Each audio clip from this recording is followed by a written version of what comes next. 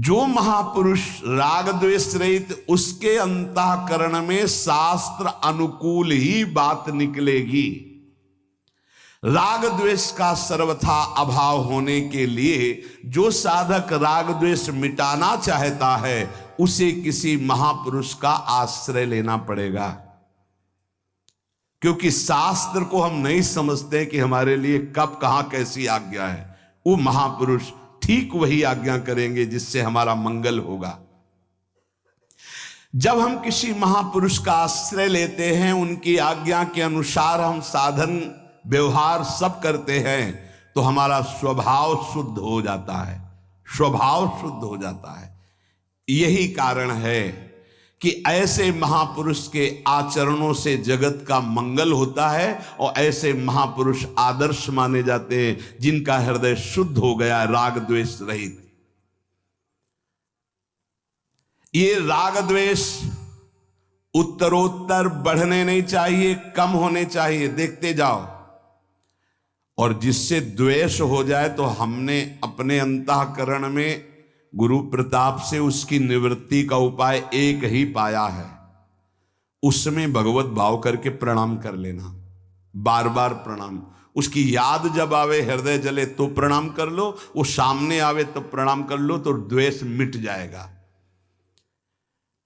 जैसे हम किसी से द्वेष नहीं करते, पर बार बार हमसे द्वेष कर रहा है, तो हमको लगने लगता है कि हमसे द्वेष क्यों कर रहा है, तो हमारे अंदर भी द्वेष जागृत हो जाता है। अब उससे बचने के लिए अगर उपाय नहीं किया तो द्वेष पक्का हो जाएगा। द्वेष पक्का हो जाएगा तो उसकी निंदा होने लगेगी, उससे झगड़ा होने लगेगा, उसकी बुराइयां शुरू, कूड़ा करकट हो गया। सब उपासना में कूड़ा करकट हो जाए। पहला कार्य, जहां देखे हे पतित पावन प्रभु, मैं आपको समझ नहीं पा रहा, प्रभु आपको प्रणाम है, आपकी ये द्वेष लीला हम नहीं समझ पाए, नाथ आप ही हो, बच जाओगे पक्का। जब कहीं ऐसा हुआ है तो पतितानां पावनेभ्यो वैष्णवेभ्यो नमो नमः। हे प्रभु आपको मैं नहीं समझ पा रहा, आप ही नाथ बचाओ, आपकी इस द्वेष लीला में मैं न फंस पाऊं। पक्का निकल गए, पक्का।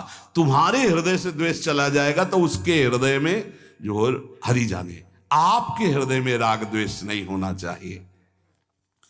उपासक दूसरों को सुख पहुंचाने की जब लालसा कर लेता है तो बहुत जल्दी हृदय उसका राग द्वेष से रहित होता है। दूसरों को सुख पहुंचाए, पर किसी से मांग के नहीं, चंदा बटोर के नहीं। यहां मना कर रहे हैं, मेरे द्वारा लोगों का कल्याण सुख हो, इसके बदले में मुझे रुपया एकत्रित करना है, भोग सामग्री मांग के एकत्रित करना है, ये सेवा नहीं होती। इसे सेवा नहीं कहते, ये वासना की पूर्ति कही जाती है। ध्यान दीजिएगा, दूसरों को सुख पहुंचाने से बहुत जल्दी राग द्वेष मिटता है, जिसे सेवा कहते हैं। पर सेवा दूसरों से मांग करके, भोग सामग्री एकत्रित करके अपनी मान बढ़ाई पुष्ट करना होता है, सेवा नहीं होती। कारण कि वो सुख भोग करना चाहता। मैंने सर्दियों में कपड़े बांटे, तुमने क्या बांटे? तुमने क्या बांटे? तुमने क्या सेवा की? कंबल तो किसी और ने दिया था, आप चुपचाप वहां जाकर के दे आए, ये आपके ऊपर कृपा हुई है। आप गर्व क्यों करते हैं? मैंने कंबल बांटा, दिया तो किसी और ने है आपको, देनहार कोई और है। देते रहते दिन रैन। तुम्हारे जीवन की पवित्रता बढ़ाने के लिए प्रभु ने तुमको यह अधिकार दिया कि जाओ तुम ऐसा सत्कर्म करो। अभिमान क्यों करते हो? मैं किसी को कुछ देता हूं ऐसा जिसका हृदय में भाव है, वो आसानी से मेरी बात नहीं समझ पाएगा कि सेवा धर्म किसे कहते हैं। सेवा उसे कहते हैं जिसके बदले में कुछ भी चाह ना हो। तुमने वस्तु दी और वो तुम्हें धन्यवाद बोले, तुम्हारे आगे झुके, तुम्हारे अनुकूलता में चले, तो सेवा कहां हुआ? ये तो व्यापार हुआ।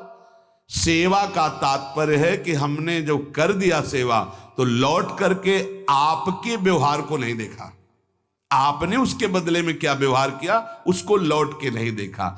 जो सेवा के बदले में थोड़ा भी चाह करता है वो सेवा नहीं है। सेवा राग द्वेष को मिटाने में समर्थ है। नहीं महाराज जी, सेवा तो धन से होती है, वस्तुओं से होती है। वस्तु और धन के बिना सेवा किसकी बनेगी? और आप कह रहे सेवा करने के लिए धन और वस्तु की किसी से मांग नहीं करनी चाहिए। स्थूल वस्तुओं से स्थूल वस्तुओं से, धन से, भोग सामग्री से कर्म होता है, सेवा नहीं। बड़ा सूक्ष्म विषय है। कर्म से बंधन होता है, सेवा से मोक्ष मिलता है। कर्म से राग द्वेष पुष्ट होता है, सेवा से राग द्वेष मुक्त होता है। सेवा, तुम्हारे पास जो भाव है, तुम्हारे पास जो सामग्री है, उतने से ही तुम मुक्त हो जाओ। सेवा ये नहीं कहती कि चंदा मांग करके करो। सेवा ये नहीं कहती कि दूसरे को प्रभावित करके ये बंटता है, यहां ये बंटता है, यहां ये बंटता है। जो शास्त्र कह रहा है राग द्वेष मुक्त होने के लिए, हम यहां भगवत प्राप्ति की बात हो रही, जिनका लक्ष्य भगवत प्राप्ति है। तुम्हारे पास जो भाव है, तुम्हारे पास जो सेवा सामग्री, उसी से तुम्हें मुक्त होना है राग द्वेष से। जो वस्तुओं से सेवा का भाव किया जाता है वो कर्म बनता है, सेवा नहीं। स्थूल वस्तुएं जितनी तुम्हारे पास है उतने से तुम्हें सेवा का अधिकार है। जैसे तुम एक शॉल ओढ़े हो, कोई थर थर कांप रहा है, अपना शॉल उड़ा दिया, तो 1 करोड़ कंबल उड़ाने का जो फल है वो तुम्हारे शॉल के बराबर नहीं होगा, क्योंकि तुम्हारे पास एक ही था। तुमने अपने शरीर की परवाह न करके उसको उड़ा दिया। ये तुम्हारा राग द्वेष से मुक्ति का कारण बनेगा। समझना, आपने 50 लोगों से संग्रह किया और फिर सैकड़ों लोगों को उड़ा दिया, तो अंदर से देखना तुम्हें गर्व जागृत होगा कि हमने सैकड़ों गरीबों को कंबल उड़ाए। तो तुम्हारा अहम पुष्ट हुआ या राग द्वेष नष्ट हुआ? बड़ा सूक्ष्म विषय है, देखना। जब अंतःकरण में वस्तु का महत्व होगा तो स्वामी भाव आएगा, सेवक भाव नहीं। ये बड़ा सूक्ष्म विषय है, चाहे कोई जाने या ना जाने। जब वस्तु का महत्व होगा तो सेवा भाव नहीं, स्वामी भाव आएगा। मैंने उसको ये दिया, मैंने ये किया।